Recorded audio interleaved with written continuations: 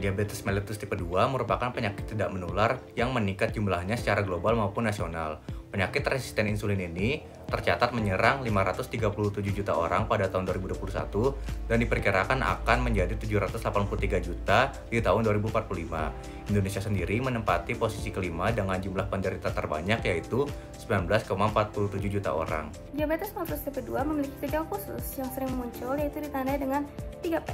P yang pertama adalah poliuria, yaitu pembuangan urin secara berlebihan. P yang kedua adalah polidipsia, yaitu sering merasa haus. Dan P yang ketiga adalah polifagia, yaitu sering merasa lapar.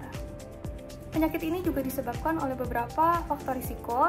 Faktor risiko yang pertama adalah faktor risiko yang tidak bisa diubah, seperti usia, jenis kelamin, dan juga penyakit riwayat keluarga. Kedua, ada faktor yang bisa kita ubah, misalnya pola makan yang tinggi gula dan lemak, obesitas, jarang olahraga, serta kebiasaan merokok. Faktor risiko inilah yang menjadi penyebab prevalensi DM tipe 2 semakin tinggi di dunia maupun di Indonesia. Nah, mahasiswa dan dewasa muda menjadi kelompok rentan karena tuntutan akademik, kurang olahraga, dan pola makan yang tidak teratur, sehingga berisiko mengalami diabetes sejak dini. Padahal, pencegahan dapat dilakukan dengan langkah yang sederhana, seperti menjaga pola makan, rutin bergerak, cukup tidur, dan juga mengelola stres.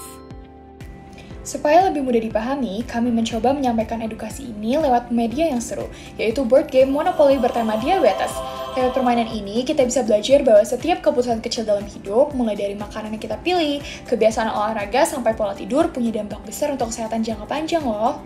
Kami memilih pendekatan edukasi berbasis permainan karena terbukti meningkatkan motivasi, literasi kesehatan, serta kepatuhan dalam mengelola faktor risiko.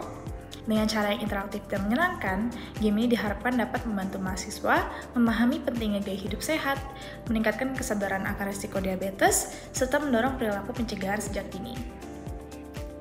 Permainan ini dimainkan oleh 4 orang pemain dengan 1 buah dadu. Semua pemain akan mulai dari kotak start dengan kadar glukosa sewaktu awal sebesar 85 mg per desiliter. Sebelum memulai permainan, para peserta akan mengisi pretest dan mendapatkan gambaran tentang tabel kadar glukosa darah. Setiap kali pemain melangkah, mereka akan berhenti di kotak tertentu dan juga akan mengambil kartu sesuai kategori. Ada 4 kategori kartu. Yang pertama, kartu makanan yang berisi dampak makanan yang kita konsumsi. Yang kedua, kartu gaya hidup yang berisi kehidupan sehari-hari yang mempengaruhi gula darah. Yang ketiga, kartu aktivitas fisik yang berisi dampak olahraga dan tidak. Dan yang keempat yaitu ada kartu spesial. Kalau kadar gula darah pemain melewati batas normal dan masuk ke zona diabetes atau hipoglikemi, maka mereka akan masuk ke zona rumah sakit. Di sini, pemain harus menjawab pertanyaan seputar diabetes untuk bisa menurunkan atau menaikkan kadar gula darahnya. Pertanyaannya itu dibagi dalam beberapa tingkat kesulitan sesuai dengan jumlah poin gula darah yang diperlukan. Pertanyaan ini diambil dari Diabetes Knowledge Questionnaire, sehingga selain bermain, peserta juga belajar sekaligus mengukur peningkatan pengetahuan mereka melalui pretest dan juga posttest. Dengan demikian, Monopoly Diabetes bukan hanya sebagai permainan hiburan saja, tetapi juga sebagai sarana edukasi yang menyenangkan, interaktif, dan relevan dengan kehidupan sehari-hari mahasiswa. Selain melalui permainan, kami juga melengkapi kegiatan ini dengan edukasi visual berupa poster. Poster tersebut berisi definisi diabetes mellitus tipe 2, faktor risiko, gejala, serta cara pencegahannya. Dengan begitu, peserta tidak hanya bermain, tetapi juga memperoleh ringkasan informasi yang mudah dipahami dan bisa diingat jangka panjang. Kegiatan edukasi Diabetes It dilakukan pada hari Selasa tanggal 23 September tahun 2025, tepatnya terletak di kantin C61 di Fakultas Kedokteran Universitas Pajajaran dengan kondisi dan suasana yang interaktif dan juga santai. Kegiatan edukatif Diabetes It ini juga melibatkan 40 mahasiswa dari latar belakang jurusan yang berbeda-beda.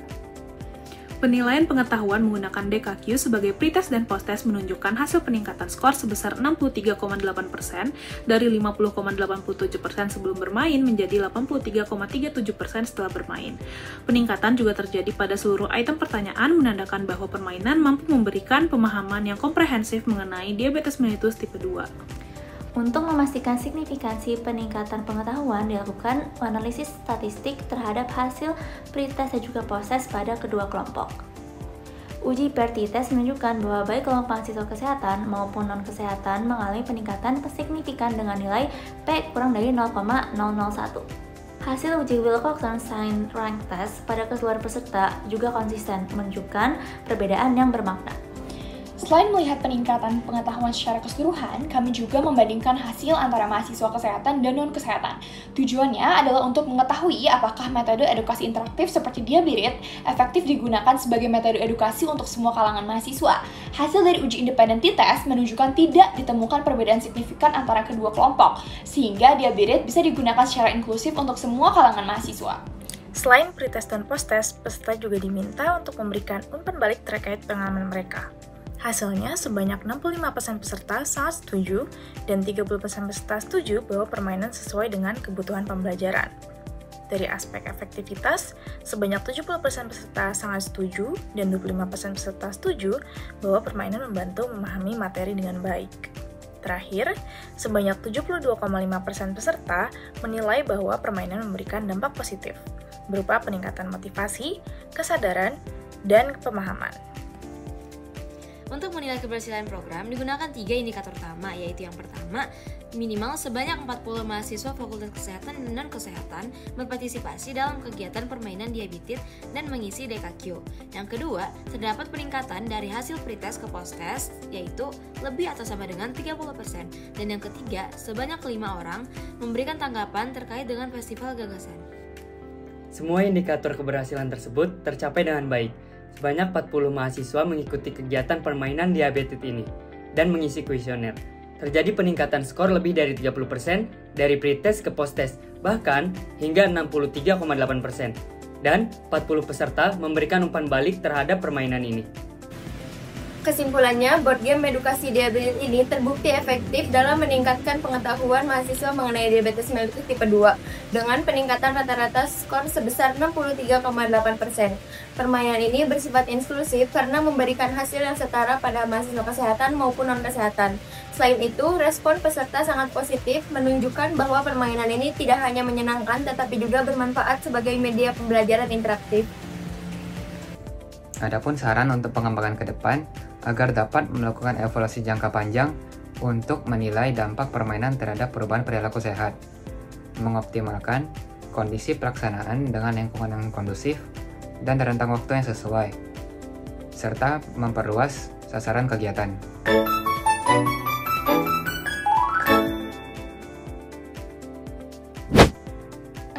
Oke, tadi habis aku main, aku ngerasa lebih paham lagi tentang diabetes mellitus dan hal-hal mungkin yang bisa memicu atau menjadi faktor risiko dari diabetes mellitus. Overall permainannya sangat seru, terus juga kompetitif juga. Overall udah bagus banget ya pokoknya. Oke, jadi habis main games tuh seru banget, juga bisa menambah pengetahuan kita tentang penyakit diabetes ini biar kita terhindar dari penyakit diabetes. Oke, seru banget guys.